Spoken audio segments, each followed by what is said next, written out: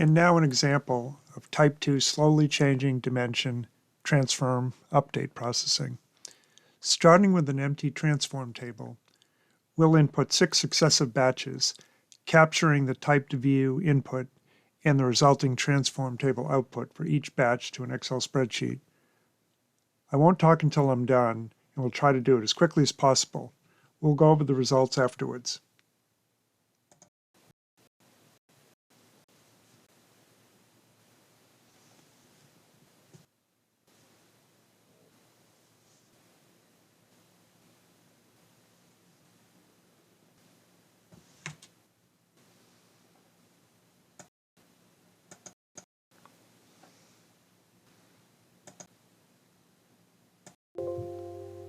Okay, there's a lot going on here, so let's unpack it. So we start off with a empty dimension transform table, and batch 1 has 3 new rows of input. So looking at the transform table after batch 1, we can see that it contains those 3 rows. Going to batch 2, we've got some redundant data. Now it has a new effective date, but the actual data hasn't changed. The fingerprint will see this and say, nope, don't have to do anything. We don't need to start a new effective date time series record if there's no change in the slowly changing dimension. And when we go to the transform table after batch 2, we can see the last record hasn't changed. The update date, which indicates the last data row is updated, the transform table hasn't changed. So let's look at batch 3. Now batch 3, similar situation.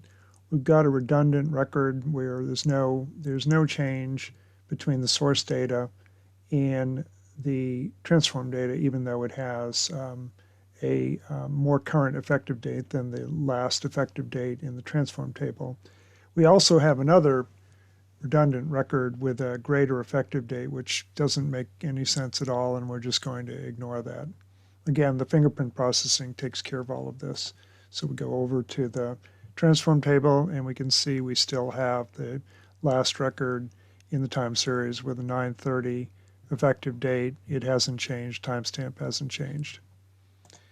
So now in batch 4, we've got some new data in the time series. We've got its 10/1 effective date, and we actually do have a new record coming in. So that's going to be added to the time series in the transform table. So if we can see 9/30, we have this update date. 10/1, we have a new record. Fourth record, it has a new update date. It's been appended to the end of the time series in the slowly changing dimension. So going to batch 5, this is a historical restatement of dimension data. So it's kind of interesting. What's happened is we have an effective date coming in with new data as of 9/20. And so if we go to the transform table, we can see that we had a record here that started at 9:15 and at 9:29. It's being cut off at 9:19 to allow this new 9:20 record to come in. So the end date of the 9:15 record changes from 9:30 to 9:19.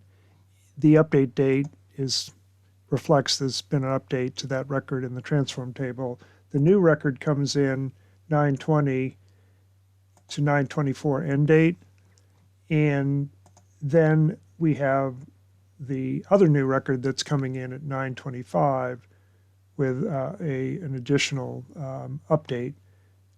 And so that shows up also in the time series here as a new record, and the update date reflects this. So finally, we've got batch 6, and this is just a complete restatement of the entire time series for this dimension record. The interesting thing about this one is, so when the time series is updated in transform, what happens is there's always a contiguous series of start and end dates. So here we have, going to this one, we have the very first record always gets a beginning of time start date, even though the effective date is what it actually originally came in as in the input. And then each record gets its effective date from there as the start date, and it cuts off one day before in the preceding record. And then the very last record has an end date of end of time, and it gets marked as the current record. So what is going on in the last set of inputs is we have something that came in with an effective date of 8/31 is the first record, and the effective date of the oldest record, even though the start date is beginning of time, the original effective date for that first record is 9/1. Well, 9/1 comes after 8/31, so this new record that's coming in is going to replace from the very beginning of this time series and forward, and that's what we can see has happened. We've got come in with 3 new records starting with 8/31 effective date, 9/15, 9/30. The transform table has those 3 records. The first record becomes a start date, a beginning of time. The last record is the end of time, end date, and the last record is current. And all of the update dates reflect that there's been a new change to the transform table.